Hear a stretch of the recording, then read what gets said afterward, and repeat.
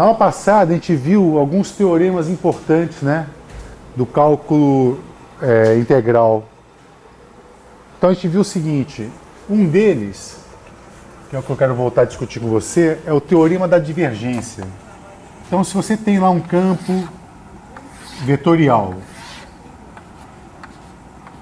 e aí você tem um objeto, quer dizer, um espaço aqui, um volume cuja superfície é S, então o que esse teorema diz é que se você calcular o fluxo desse campo, que eu vou chamar de F, ds, o resultado disso é igual ao cálculo da integral de volume da divergência de F dv.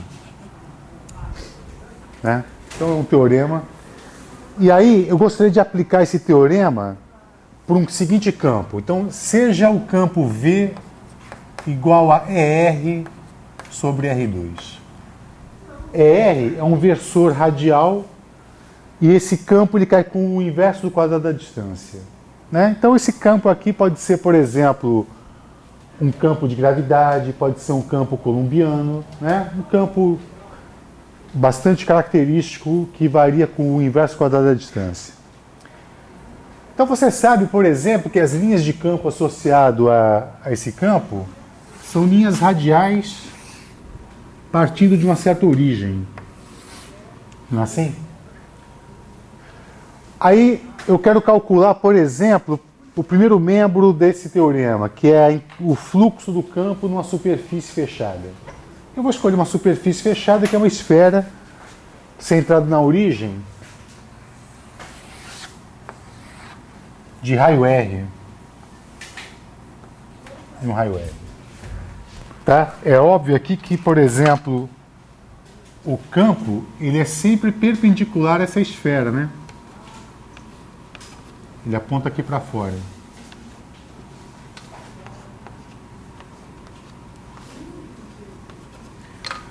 Então vamos calcular essa quantidade. Vamos calcular o fluxo de V ds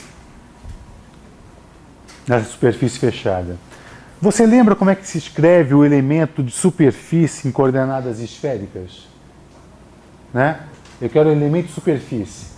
Para eu construir o elemento de superfície aqui, por exemplo, eu faço uma variação no ângulo θ por um R fixo.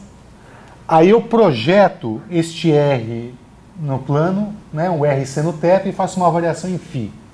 Então esse cara aqui, ó, é um elemento ds. E eu vou escrever o ds assim. ds. Então, é o R dθ, né? O lado desse retângulo, por exemplo, é um R dθ. Aí você projeta no plano R seno θ e faz uma variação em φ, vezes um R seno θ dφ. Apontando, quer dizer, e aí o versor normal à superfície aponta na direção radial. Então isso aqui aponta na direção R. Lembra disso? Então eu vou escrever isso aqui como sendo ds igual a R2 seno θ dθ dφ. R. Aí eu vou fazer o produto escalar, então, desse elemento de área com esse campo e fazer a integração em toda a superfície esférica. Tá? Então essa quantidade, essa integral de V ds, ela vai ser o quê? Uma integral em dθ, em dφ, em dθ. Como tanto o campo V quanto o elemento de área apontam na mesma direção, o produto escalar é trivial, né? Então vai aparecer aqui 1 sobre R2 do campo e R2 seno θ do elemento de superfície.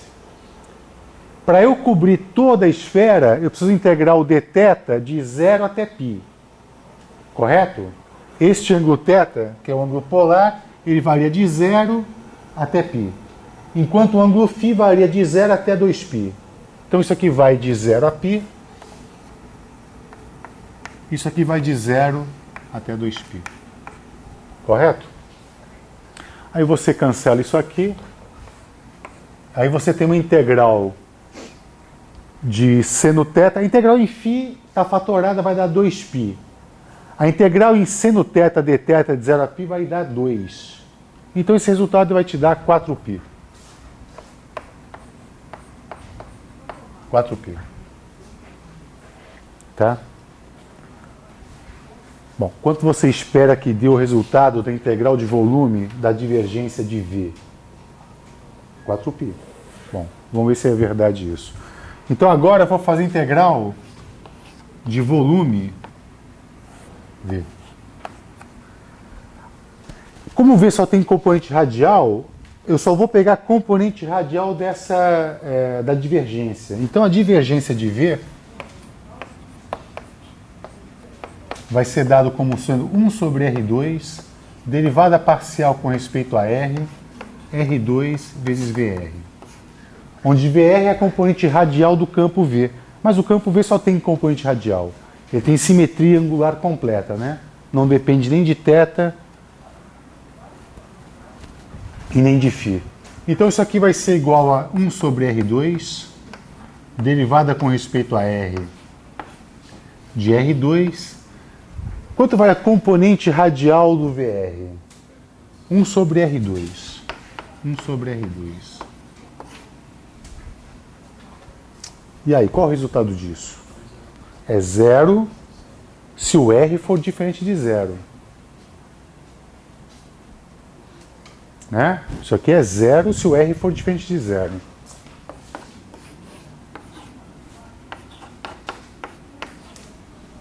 E se o R for igual a 0?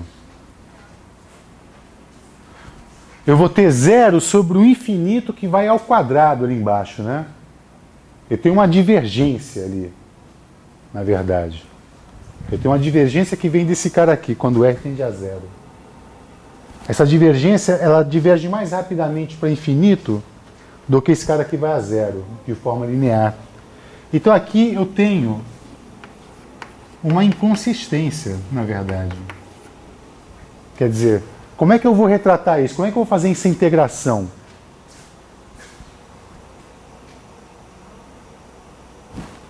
Tá? Eu sei que o resultado dessa integral aqui de volume, por consistência do teorema da divergência, ela tem que me dar 4π. Correto? Só que eu não sei agora como lidar com esse resultado. Como é que eu vou fazer essa integração aqui? Ali está me dando 0 infinito. Para consertar esse tipo de problema, é que se criou uma função, que na verdade é uma distribuição, chamada função delta de Dirac. Tá?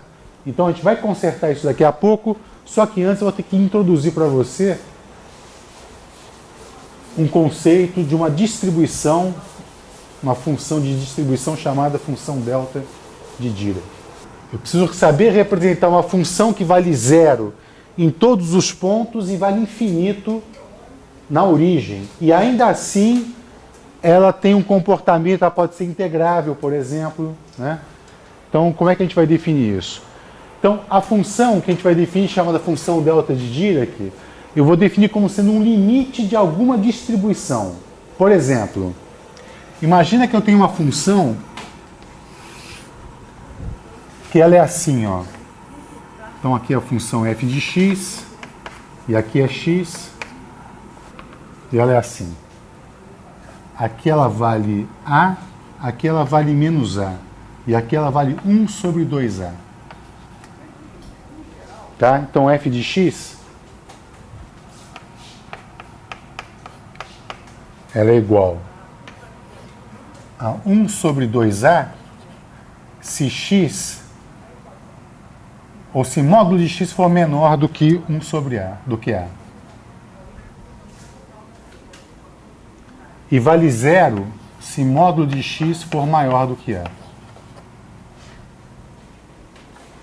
Entendeu? É aquela função ali. Quanto vale a integral de f de x dx de menos infinito até mais infinito? Tá, isso aqui vale 1. Isso aqui vale 1. Agora eu gostaria da seguinte função, eu gostaria que essa integral permanecesse igual a 1, no entanto, ela satisfizesse essas condições, quer dizer, f de x valeria 0 para x diferente de 0 e infinito para x igual a 0. Como é que eu construo essa função? Então eu vou dizer o seguinte, a minha função desejada, que eu vou chamar de delta de x, ela é igual ao limite de a tendendo a 0 de f de x. Se você tomar esse limite de a tendendo a 0, o que vai acontecer? Eu vou diminuir a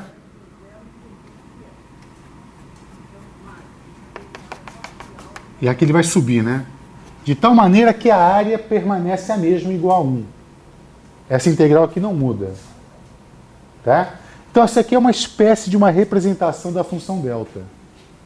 Então, esta função, quando integrada em todo o domínio de menos infinito até mais infinito, ela continua dando 1.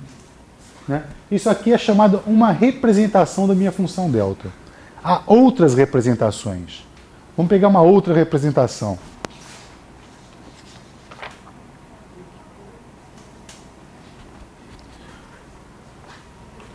Então, outra representação. Seja uma função f de x, com essa função, é uma distribuição gaussiana. Né? O desenho dessa função, mais ou menos assim. Ela é uma distribuição gaussiana. É uma função centrada na origem e que tem o formato de um sino. Essa quantidade epsilon que aparece aqui é uma distância, é a chamada variância da distribuição, é uma distância aqui que faz com que a área da minha gaussiana, quando eu pego epsilon para lá e epsilon para cá, isso aqui vale aproximadamente 80% da minha área total. Esta função aqui ela é normalizada.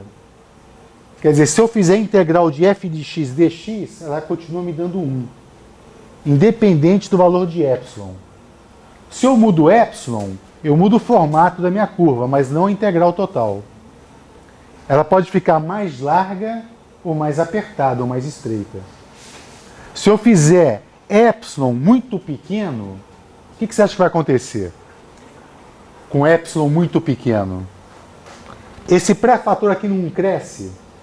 Cresce, né? Esse cara vai se tornar cada vez mais alto e ela se torna cada vez mais estreita. Tá vendo isso ou não? O que você acha que acontece quando eu pego o limite de epsilon tendendo a 0? Ela não vai convergir para uma função delta? Vai, não vai? Então, essa é uma outra representação da função delta. Eu posso dizer o seguinte, delta de x é o limite para epsilon tendendo a 0 do f de x, onde o f de x agora é uma função gaussiana. Tá? Há outras possibilidades de você representar a função delta de Dirac. Várias outras funções. Aí só tem dois exemplos. Um bastante simples e um bastante utilizado, digamos assim.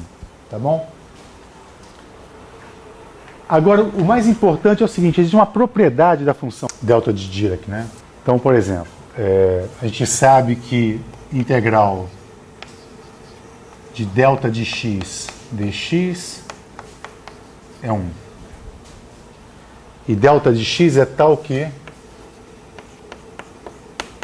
ela vale 0 quando o x é diferente de 0 e vale infinito quando o x é igual a 0. Então, uma função bastante atípica, mas muito útil. Você vai ver, por exemplo, quando eu precisar representar a densidade de cargas de uma partícula pontual como é o elétron, eu vou representar por uma função delta de Dirac. Né? Eu posso representar, por exemplo, uma distribuição de carga segundo uma função gaussiana. Né? Mas se eu tomar esse limite, por exemplo, eu posso representar um elétron pontual com essa função delta de Dirac. A propriedade fundamental da função delta de Dirac é a seguinte. É a integral de f de x, uma função qualquer de x, vezes delta de x dx. De menos infinito a mais infinito. Quanto vale isso? Isso aqui é o seguinte, na verdade, eu vou fazer o desenho para dizer o resultado depois. Essa função delta, ela é uma coisa assim, né? Quer dizer, é mais do que isso. Ela vai para o infinito aqui e a largura aqui é zero. E aí eu tenho uma função qualquer f de x. Isso aqui é meu f de x. Aí eu tenho que fazer o produto da delta com f de x. Concorda que esse produto aqui, dado essa propriedade, ela dá zero em todos os pontos? Mas na origem ela dá... Vai ser o valor de delta na origem e aqui vai ser o f de zero. Não é?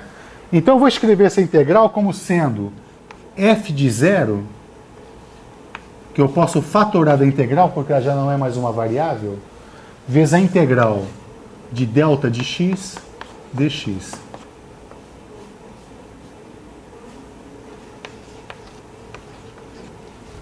Isso aqui vai dar 1, né? Então isso aqui vai ser igual a f de zero. Essa propriedade é a mais importante das propriedades da função delta, chamada propriedade de filtragem, tá? Uma consequência disso, dessa propriedade de filtragem,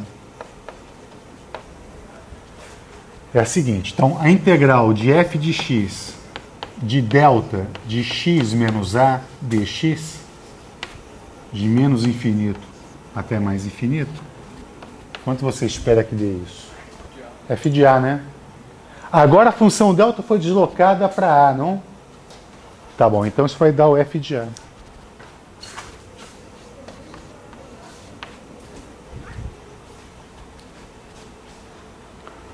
Eu posso generalizar a função delta para 3 dimensões, tá? Então, em 3 dimensões,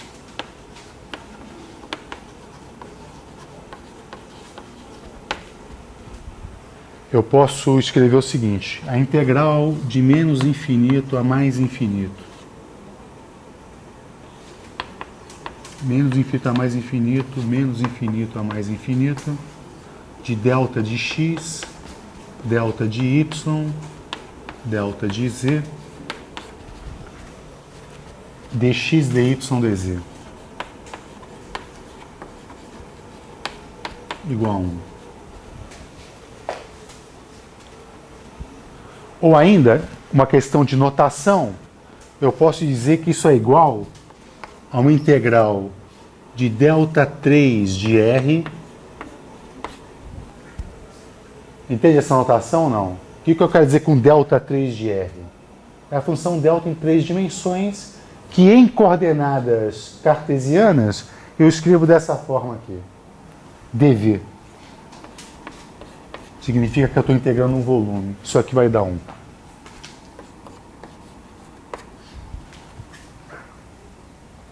Tá?